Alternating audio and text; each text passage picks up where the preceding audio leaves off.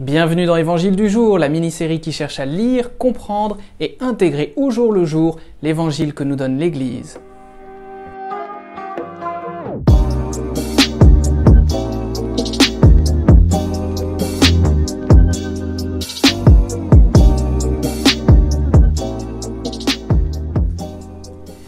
Évangile de Jésus-Christ selon saint Luc.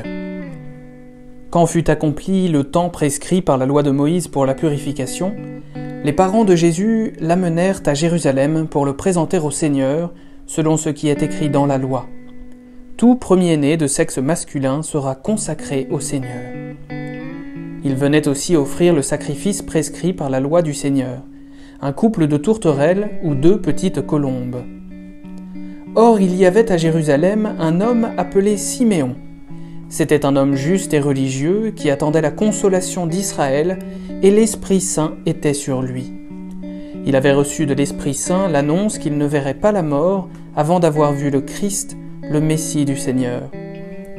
Sous l'action de l'Esprit, Siméon vint au temple. Au moment où les parents présentaient l'enfant Jésus pour se conformer au rite de la loi qui le concernait, Siméon reçut l'enfant dans ses bras et il bénit Dieu en disant « Maintenant, ô Maître souverain, tu peux laisser ton serviteur s'en aller en paix selon ta parole. Car mes yeux ont vu le salut que tu préparais à la face des peuples, lumière qui se révèle aux nations et donne gloire à ton peuple Israël. » Le père et la mère de l'enfant s'étonnaient de ce qui était dit de lui.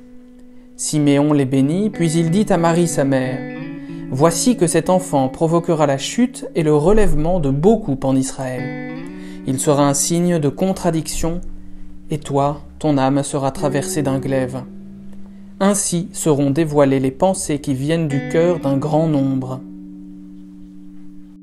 L'évangile qui nous est donné aujourd'hui pour la présentation de Jésus au temple est celui de saint Luc au chapitre 2 qui nous parle d'une double rencontre que nous pouvons intégrer pour cette journée.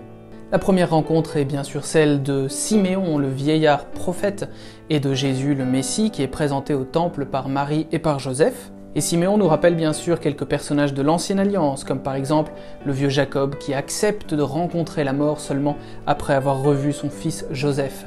Mais aussi Tobie face à Tobit, et ensuite bien sûr Moïse qui lui-même acceptera de remettre sa vie entre les mains de Dieu après avoir contemplé la terre promise sans y rentrer cependant.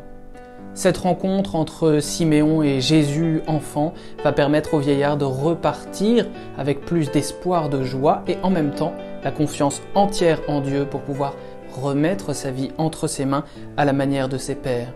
Cette rencontre entre Siméon et l'enfant Jésus n'est pas une narration nostalgique qui va mettre en scène un adieu un peu déchirant à la vie, mais une véritable révélation de Dieu, celle du Messie qui est enfin donnée à voir publiquement par tout le peuple d'Israël, représenté par Siméon et par la prophétesse Anne.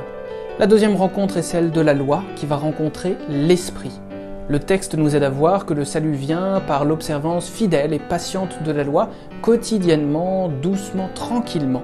Et cependant, c'est l'Esprit qui met en mouvement ce salut, qui met en mouvement toute la personne qui va rechercher à observer justement la loi.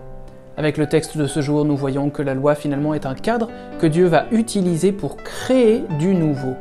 Ainsi, loi et Esprit Saint vont se faire face dans ce texte, s'interpénétrer et finalement s'équilibrer l'un l'autre pour la gloire de Dieu.